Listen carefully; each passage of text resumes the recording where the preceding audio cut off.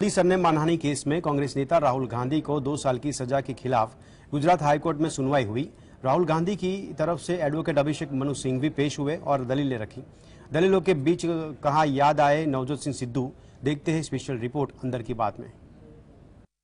Modi surname मानहानि case में कांग्रेस नेता राहुल गांधी की अपील पर सुनवाई हुई, जिसके बाद अब मंगलवार को हाईकोर्ट में अगली सुनवाई होगी। राहुल गांधी की अपील पर वरिष्ठ वकील अभिषेक मनु सिंघवी जस्टिस हेमंत एम प्राच्छक की कोर्ट में दलीलें रख रहे हैं। कोर्ट में राहुल गांधी का पक्ष रखते हुए सिंघवी ने सजा पर रोक की मांग की है। सिंघवी ने कहा कि जब नवजोत सिंह सिद्धू को सजा पर स्टे मिल सकती है तो राहुल गांधी को क्यों नहीं। अभिषेक मनु सिंघवी ने नवजोत सिद्धू के केस का हवाला दिया और कहा कि 302 और 307 के तहत नवजोत सिंह सिद्धू को भी कन्विक्शन पर स्टे मिला था। करीब 1.5 घंटे लंबी दलीलों के दौरान सिंघवी ने सूरत कोर्ट द्वारा दी गई सजा पर सवाल खड़े किए। सिंघवी ने कई मामलों के रेफरेंस भी पेश किए। सूरत कोर्ट के फैसले को कांग्रेस नेता राहुल गांधी ने पहले सेशंस कोर्ट में चुनौती दी थी, लेकिन सूरत की सेशंस कोर्ट ने सीजेएम कोर्ट के फैसले को बरकरार रखते हुए राहुल गांधी की अर्जी खारिज कर दी थी। कांग्रेस नेता अब मोदी सरनेम केस में सुनाई गई 2 साल की सजा के खिलाफ गुजरात हाईकोर्ट में अपील दाखिल की है। कांग्रेस नेता की अपील पहले जस्टिस गीता गोपी की कोर्ट में सुनवाई के लिए गई थी, लेकिन जस्टिस गीता गोपी ने नॉट बिफोर मी कहकर खुद को सुनवाई से अलग कर लिया था। उसके बाद इस राहुल गांधी की अपील पर सुनवाई के लिए दूसरी सिंगल बेंच तय की गई थी। उसके बाद यह मामला जस्टिस हेमंत एम प्राच्छक की कोर्ट में सूचीबद्ध हुआ था। Bureau report, GSTV. तो कर्नाटक में 10 मई को होने जा रहे हैं विधानसभा चुनाव में अब ज्यादा समय नहीं बचा है। ऐसे में पूर्व कांग्रेस अध्यक्ष राहुल गांधी ने एक चुनावी सभा में एक वादा किया। इतना ही नहीं, उन्होंने भारत की जिसकी राजधानी बनाने की भी बात कही थी और साथ ही प्रधानमंत्री मोदी पर आरोप लगाया। क्या आरोप लगाया है, क्या राहुल गांधी का चुनावी वादा है? देखते हैं कर्नाटक की रिपोर्ट अंदर की बात में। कर्नाटक में 10 मई को होने जा रहे विधानसभा चुनाव में अब ज्यादा समय नहीं बचा है। ऐसे में पूर्व कांग्रेस अध्यक्ष राहुल गांधी ने एक चुनावी सभा में एक वादा किया है। कांग्रेस नेता ने कहा कि मैंने भारत जोड़ो यात्रा के दौरान बल्लारी में कुछ जींस निर्माण इकाइयों का दौरा किया जो शहर से होकर गुजरती है। मैंने उन इकाइयों में काम करने वाली महिलाओं की दुर्दशा देखी। मैं आपसे वादा करना चाहता हूं कि हम बेल्लारी को भारत की जींस राजधानी बनाएंगे। यह किसी सरकार का नहीं बल्कि मेरा वादा है। हम एक जींस मैन्युफैक्चरिंग पार्क स्थापित करेंगे। मैं वह दिन देखना चाहता हूं जब हम दुनिया भर के युवाओं द्वारा पहनी जाने वाली सभी जींस पर मेड इन बेल्लारी और मेड इन कर्नाटक टैग देखेंगे। मैं कर्नाटक के मुख्यमंत्री से कहूंगा और यह काम करवाऊंगा। यह मेरा वादा है। राहुल ने पीएम नरेंद्र मोदी पर भी तंज कसते हुए कहा कि वह जहां भी जाते हैं झूठे वादे करते हैं। राहुल ने कहा कि पीएम ने वादा किया था कि वह आपके खाते में 15 लाख रुपए डालेंगे और काले धन के खतरे को समाप्त करेंगे, लेकिन ऐसा अभी तक नहीं हो पाया। Bureau report, GSTV. तो कर्नाटक विधानसभा चुनाव के लिए प्रचार प्रसार में निम्न कक्षा की राजनीति अब देखने को मिल रही है। कांग्रेस भाजपा को कोबरा कहती है और भाजपा कांग्रेस को विष कन्या कह रहा है। और भी कुछ सुनने को बाकी है। अब राहुल को पागल करार कर दिया। क्या है मामला? देखते हैं इस रिपोर्ट को अंदर की बात में। कर्नाटक विधानसभा चुनाव के लिए प्रचार जैसे जैसे अपने अंतिम चरण में है, प्रचार का स्तर कम होने लगा है। कांग्रेस अध्यक्ष मल्लिकार्जुन खड़गे ने नरेंद्र मोदी को कोबरा कहा, जबकि भाजपा विधायक बासनगौडा पाटिल यत्नाल ने सोनिया गांधी को विष कन्या कहा। पाटिल ने राहुल गांधी को पागल कहा और सोनिया गांधी पर चीन और पाकिस्तान की एजेंट होने का भी आरोप लगाया। बासनगौडा पाटिल ने राहुल गांधी को कन्नड़ में हुक्का अर्थात पागल और येलबर्गा सीट से कांग्रेस के उम्मीदवार बसवराज रेड्डी को टिक्का अर्थात मानसिक रूप से बीमार करार देते हुए कहा, आपके पास वहां हुक्का राहुल गांधी और यहाँ टिक्का रेड्डी है। इस मुद्दे पर बीजेपी और कांग्रेस के बीच आमने सामने आरोप प्रत्यारोप जारी हैं। कांग्रेस ने इस गंदी भाषा के लिए नरेंद्र मोदी को जिम्मेदार ठहराया और कहा है कि खुद प्रधानमंत्री मोदी ने पूर्व में सोनिया गांधी को कांग्रेस की विधवा और जर्सी गाय जैसे गंदी भाषा का प्रयोग किया था, इसलिए बीजेपी से और कुछ उम्मीद न करे। Bureau report, GSTV. Mukhtar Ansari से जुड़े गैंगस्टर एक्ट वाले केस में शनिवार को सजा सुना दी गई। गाजीपुर की एमपी एमएलए कोर्ट ने यानी कि 16 साल पुराने मामले के पूर्व विधायक को 10 साल की सजा सुनाई है। इसके साथ ही कोर्ट ने 5 लाख रुपए का जुर्माना भी लगाया है। क्या है पूरा मामला, कैसे फंसे मुख्तार अंसारी? देखते हैं इस रिपोर्ट में। गाजीपुर की एमपी एमएलए कोर्ट ने शनिवार को गैंगस्टर एक्ट के मामले में मऊ के पूर्व विधायक मुख्तार अंसारी को सजा सुनाई है। कोर्ट ने अपना फैसला सुनाते हुए 10 साल की सजा सुनाई और 5 लाख रुपए का जुर्माना भी लगाया। ये मामला बीजेपी के पूर्व विधायक कृष्णानंद राय की हत्या से जुड़ा हुआ है। हालांकि खबर लिखे जाने तक कोर्ट ने सांसद पर अपना फैसला सुरक्षित रखा है। मुख्तार अंसारी के खिलाफ ये मामले बीजेपी के दिवंगत विधायक कृष्णानंद राय और नंदकिशोर गुप्ता की हत्या के मामले में दर्ज किया गया था। मुख्तार और अफसास अंसारी के खिलाफ केस 2007 में मोहम्मदाबाद थाने में दर्ज किया गया था। इस केस की सुनवाई के दौरान मुख्तार अंसारी वीडियो कॉन्फ्रेंसिंग के जरिए बांदा जेल से जुड़े थे। 2005 में मोहम्मदाबाद स्थित बसनिया चट्टी के पास कृष्णानंद राय की हत्या कर दी गई थी। मुख्तार अंसारी के साथ ही 7 लोगों की हत्या की गई थी। अभी मुख्तार अंसारी यूपी स्थित बांदा जेल में बंद हैं। हालांकि बीते 15 अप्रैल को इस मामले में कोर्ट ने अपना फैसला सुरक्षित रखा था, लेकिन शनिवार को कोर्ट ने अपना फैसला सुनाया। फैसला सुनाए जाने से पहले गाजीपुर में अदालत के बाहर सुरक्षा के पुख्ता इंतजाम किए गए थे। कोर्ट के बाहर भारी संख्या में सुरक्षा कर्मी तैनात थे। Bureau report, GS-TV। तो समाजवादी पार्टी के नेता आजम खान ने निकाय चुनाव में प्रचार के दौरान अपने चिर परिचित अंदाज में राजनीतिक प्रतिद्वंदियों पर निशाना साधा है। क्या कहा आजम खान ने, देखिए इस रिपोर्ट को अंदर की बात में। यूपी के रामपुर में समाजवादी पार्टी नेता आजम खान ने नगर निकाय चुनाव प्रचार शुरू होने के बाद पहली बार प्रचार किया। उन्होंने रामपुर नगर पालिका से प्रत्याशी फातिमा जबी के लिए शुक्रवार रात एक चुनावी जनसभा को संबोधित किया। आजम खान ने कहा कि हमने यह शहर और सियासत का नया नक्शा उत्तर प्रदेश से 4 बार कब्जा यूं ही नहीं किया। रामपुर विधानसभा सीट पर हार के बाद हुए उपचुनाव पर दावा करते हुए कहा, चुनौती देते हैं, ए आसमान तुझे गवाह करके कहते हैं कि हिंदुस्तान के 150 करोड़ में कोई आओ और रामपुर वालों से चुनाव लड़ो।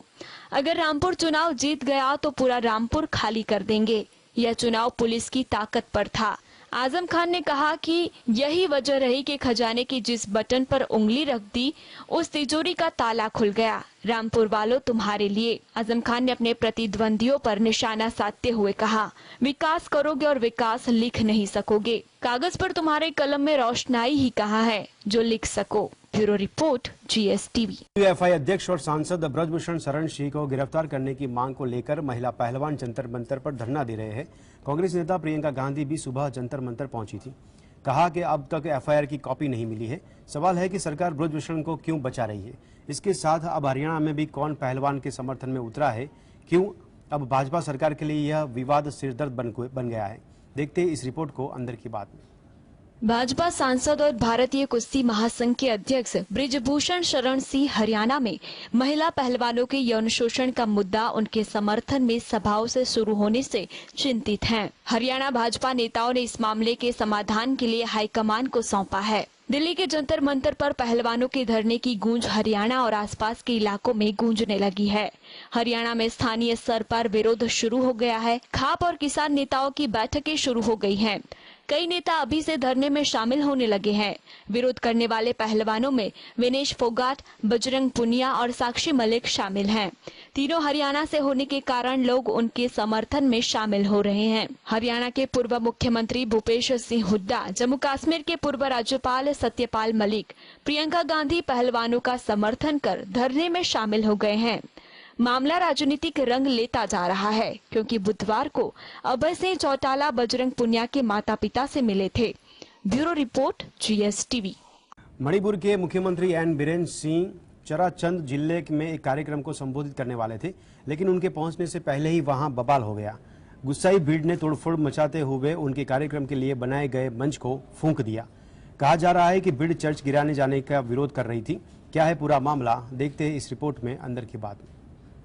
मणिपुर में अवैध रूप से बने चर्चों को गिराने के खिलाफ भाजपा सरकार के अभियान के खिलाफ हिंसा भड़क उठी है। मणिपुर सरकार ने अवैध निर्माण का आरोप लगाते हुए इम्फाल में 3 चर्चों को ध्वस्त कर दिया। इसके जवाब में ईसाई संगठनों ने चुराचांदपुर में मुख्यमंत्री बीरेन सिंह के कार्यक्रम वाले दिन उनके सभा स्थल में तोड़फोड़ की और आग लगा दी। एन बीरेन सिंह को एक जिम और खेल सुविधा केंद्र का उद्घाटन करना था, लेकिन रात को भीड़ ने कुर्सियों को तोड़ दिया और मंच में आग लगा दी। घटना के बाद जैसे ही हिंसा भड़की, पुलिस ने धारा 144 लगा दी और इंटरनेट बंद कर दिया। तोड़फोड़ स्थानीय आदिवासी नेताओं से बने एक आदिवासी मंच के नेतृत्व में की गई थी। भाजपा सरकार ने आदिवासियों के लिए आरक्षित और संरक्षित वन क्षेत्रों में सर्वेक्षण कराने की घोषणा की है। मंच यह आरोप लगाते हुए विरोध कर रहा है कि राज्य सरकार इस आदेश के बहाने चर्चों को तोड़कर ईसाइयों को परेशान कर रही है। Bureau report, GSTV। बहुत कम मौकों पर ऐसा होता है कि देर रात अदालतें लगती है, फैसले आते हैं, फैसले पलटते हैं और फैसलों पर रोक लगती है। ऐसा ही एक मौका 28 अप्रैल को आया। सुप्रीम कोर्ट में रात के 8 बजे सुनवाई हुई और कलकत्ता हाईकोर्ट के एक फैसले पर रोक लगा दी। क्या ममता बनर्जी ने विरोधी जज को सुनवाई से हटा दिया? देखते हैं इस रिपोर्ट को अंदर की बात में। सुप्रीम कोर्ट ने पश्चिम बंगाल स्कूल भर्ती घोटाले से संबंधित सुनवाई से न्यायमूर्ति गंगोपाध्याय को हटाने का आदेश दिया। जस्टिस गंगोपाध्याय ने एक टीवी इंटरव्यू में ममता बनर्जी के खिलाफ बात की। इसके खिलाफ जस्टिस गंगोपाध्याय ने सुप्रीम कोर्ट के रजिस्ट्रार जनरल को इंटरव्यू की ट्रांसक्रिप्ट की कॉपी भेजने का आदेश किया। ममता के भतीजे अभिषेक बनर्जी ने सुप्रीम कोर्ट में एक याचिका दायर की और प्रस्तुत किया कि कलकत्ता उच्च न्यायालय के न्यायाधीश गंगोपाध्याय उन्हें पसंद नहीं करते हैं। पिछले साल सितंबर में दिए निजी इंटरव्यू में उन्होंने मेरे खिलाफ नाराजगी जाहिर की थी। जस्टिस गंगोपाध्याय ने सुप्रीम कोर्ट के उन जजों पर भी टिप्पणी की जो खुली अदालत में मामलों की सुनवाई कर रहे हैं कि सुप्रीम कोर्ट के जज कम है और वे जो चाहे कर सकते हैं। सॉलिसिटर जनरल तुषार मेहता ने जस्टिस गंगोपाध्याय को हटाने के फैसले की आलोचना करते हुए कहा कि यह एक पैटर्न बन गया है। कोई भी बड़ा व्यक्ति या तंत्र जो इसके खिलाफ फैसला करता है उसे हटा दिया जाता है। Bureau report, GSTV। तो वहीं सुप्रीम कोर्ट ने शिवसेना की संपत्ति को एकनाथ शिंदे गुट को ट्रांसफर करने की याचिका को खारिज कर दी है। फिलहाल शिवसेना की संपत्ति उद्धव ठाकरे गुट के पास है। चीफ जस्टिस DY चंद्रचूड़ और जस्टिस PM नरसिम्हा की बेंच ने याचिकाकर्ता से पूछा कि आप कौन है, आपका इस मामले से क्या अधिकार है। इसके बाद याचिका खारिज कर दी गई। पार्टी की संपत्ति और फंड के लिए कौन कर रहा है लालच, क्या मानना है एकनाथ शिंदे का, कितनी है शिवसेना की कुल प्रॉपर्टी, देखते हैं रिपोर्ट अंदर की बात में। एकनाथ शिंदे को महाराष्ट्र में शिवसेना का आइकन मिला है, लेकिन शिंदे समूह को झटका लगा है क्योंकि सुप्रीम कोर्ट ने शिवसेना की संपत्ति एकनाथ शिंदे समूह को हस्तांतरित करने की याचिका खारिज कर दी है। फिलहाल शिवसेना की संपत्ति उद्धव ठाकरे गुट के पास है। शिवसेना के पास अभी 191.82 करोड़ की चल अचल संपत्ति है। दादर के शिवसेना भवन पर भी उद्धव गुट का कब्जा है। प्रधान न्यायाधीश DY चंद्रचूड़ और जस्टिस PM नरसिम्हा की बेंच ने महाराष्ट्र के वकील आशीष गिरी से पूछा कि आप कौन हैं और इस मामले में आपका क्या अधिकार है। कहा जाता है कि शिंदे समूह ने आशीष गिरी को अदालत में घसीटा था। शिंदे समूह खुद ही संपत्ति पर दावा करने के लिए सीधे याचिका दायर कर सकता है। गिरी ने मांग की है कि शिवसेना की सारी संपत्ति शिंदे गुट को दे दी जाए। महाराष्ट्र का मतदाता होने के नाते में यह याचिका सुप्रीम कोर्ट में दाखिल कर रहा हूं। शिवसेना की संपत्ति से जुड़े विवाद समय रहते सुलझा लिए जाए। पार्टी को लेकर स्थिति स्पष्ट की जानी चाहिए ताकि महाराष्ट्र में तमिलनाडु जैसी स्थिति पैदा न हो। Bureau report, GSTV। भारत इस साल गर्मी का सामना करने वाला एकमात्र देश नहीं है। जानकारी के मुताबिक थाईलैंड और बांग्लादेश में भी तापमान लगातार बढ़ रहा है। चीन का यूत्रान प्रांत में सूखा पड़ रहा है। हीटवेव की वजह से बर्बाद हो जाएगी इकोनॉमी। रिपोर्ट में क्या किया गया है दावा, देखते हैं इस रिपोर्ट को अंदर की बात में। देश में बारिश की वजह से पिछले कुछ दिनों से तापमान में गिरावट दर्ज की गई है। इस बीच मौसम विभाग ने मई में देश के कई हिस्सों में भीषण गर्मी होने की भविष्यवाणी की है, जिसकी वजह से बिजली नेटवर्क को प्रभावित हो सकता है और अर्थव्यवस्था को नुकसान पहुंचा सकता है। मौसम विभाग के मुताबिक पूर्वोत्तर भारत के कुछ हिस्सों में गर्म मौसम देखने को मिलेगा। हीटवेव बिजली के उपयोग जैसे एयर कंडीशनर और पंखे का इस्तेमाल पर स्पाइक्स को ट्रिगर करती है, जिसकी वजह से पावर ग्रिड पर अधिक दबाव पड़ता है और ब्लैकआउट का खतरा बढ़ जाता है। अधिक गर्मी प्रोडक्टिविटी को नुकसान पहुंचाती है। इसके अलावा लोगों के लिए भी घातक हो सकती है। भारत इस साल गर्मी का सामना करने वाला एकमात्र देश नहीं है। वहीं अन्य एक रिपोर्ट के मुताबिक एशिया के देशों को 2022 में रिकॉर्ड तोड़ गर्मी के बाद इस साल हीटवेव का सामना करना पड़ रहा है। इसके अलावा बिजनेस और ट्रेड्स अब अपने इन्वेस्ट डिसीजन में खराब मौसम को भी ध्यान में रख रहे हैं। Bureau report, GSTV। तो दिल्ली सरकार के श्रम विभाग की पॉलिसी के अनुसार कोई भी व्यक्ति एक दिन में 12 घंटे से ज्यादा काम नहीं करेगा और न ही लगातार 7 दिन ओवरटाइम करेगा। दिल्ली में ओवरटाइम काम करने का मिलेगा 2 गुना पैसा। केजरीवाल सरकार ने दी प्रस्ताव को मंजूरी। क्या है मामला, किसको होगा फायदा, देखते हैं इस रिपोर्ट को अंदर की बात में। दिल्ली सरकार के श्रम विभाग ने एक बड़ा फैसला लिया है। अब दिल्ली में कर्मचारियों को ओवरटाइम करने का भी पैसा मिलेगा।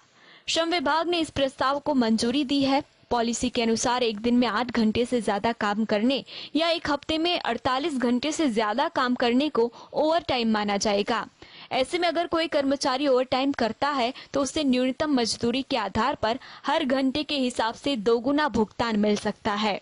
प्रवासी कर्मचारी जहां भी कार्यरत होंगे, नियोक्ता उन्हें साल में एक बार यात्रा भत्ता देंगे। नियोक्ताओं को कर्मचारी के लिए कुछ राशि तय करनी होगी। दिल्ली में जितने भी कर्मचारी खतरनाक केमिकल संबंधित फैक्ट्रियों में काम कर रहे हैं, उनकी हर साल मेडिकल जांच कराई जाएगी।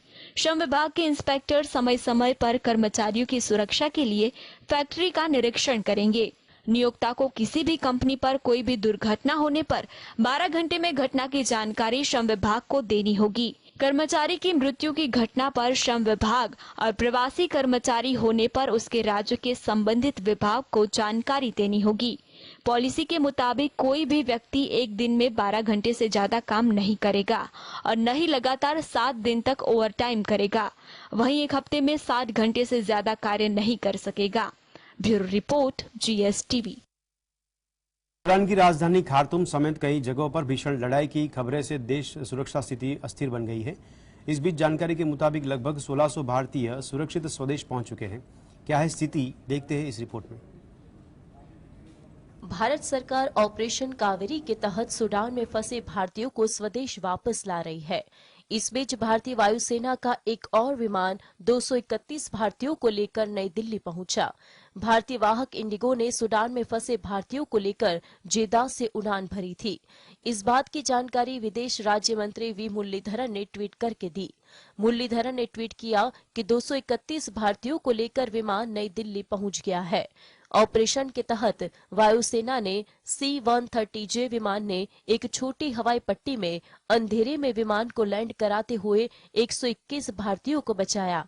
इससे पहले गुरुवार की रात को 135 भारतीयों को लेकर 7वां विमान IFC-130J जेदा एयरपोर्ट पर पहुंचा। 28 अप्रैल को विदेश राज्य मंत्री वी मुरलीधरन ने बताया कि ऑपरेशन कावेरी के तहत अब तक 2100 भारतीय जेदा पहुंच चुके हैं। सरकार ने करा जो कुछ हम लोग को सही सलामत यहाँ पे लेके, और जो फंसे हैं यही दुआ करेंगे कि वो सब भी सही सलामत अपने घर वालों से मिले। और शुक्रिया अदा करना चाहिए मोदी सरकार का और इंडियन एम्बेसी का, खास करके हमारी इंडियन आर्मी जो हमको वहाँ से बोर सूडान से वहाँ लेके आई सऊदी अरब, और वहाँ से फिर यहाँ हमको लेके आए। सूडान में सेना और अर्धसैनिक समूह के बीच पिछले 15 दिनों से भीषण लड़ाई जारी है, जिसमें कई लोगों की जान जा चुकी है। भारत सरकार की तरफ से सूडान में फंसे लोगों को स्वदेश वापस लाने के लिए सोमवार को 24 अप्रैल को ऑपरेशन कावेरी चलाया गया था। Bureau report, GSTV।